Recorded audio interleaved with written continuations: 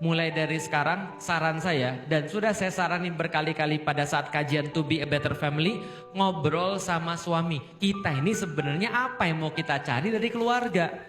Karena saya khawatir kalau Anda tidak punya tujuan berdua dalam keluarga, akhirnya mikirnya begini, kalau gitu nggak ada dia gue juga bisa dong. Paham gak sih? Kalau ada kata-kata begitu, udah mulai bahaya tuh rumah tangga. Kenapa kita bisa bertahan dalam rumah tangga? Karena kita tahu bahwasanya tidak mungkin kita bisa ke situ kalau nggak ada dia. Paham ya? Maka untuk bisa ke situ aku perlu dia. Misal, saya pernah nggak kesel sama istri saya? Pernah nggak kesel? Sering. Kira-kira dia pernah nggak kesel sama saya? Apalagi? Ya kan ya? Tapi kenapa dia tetap mau sama saya dan saya tetap mau sama dia?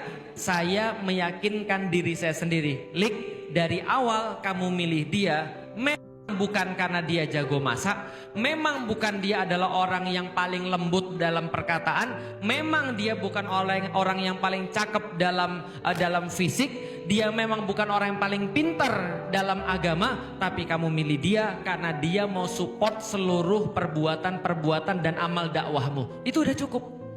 Maka kita ngobrolnya tiap hari itu, walaupun kita kesel, walaupun dia juga kesel, dia tahu saya adalah kesempatan terbaiknya untuk menuju surganya Allah, kan gitu. Artinya kalau untuk menuju ke sana nggak ada dia, nggak mungkin.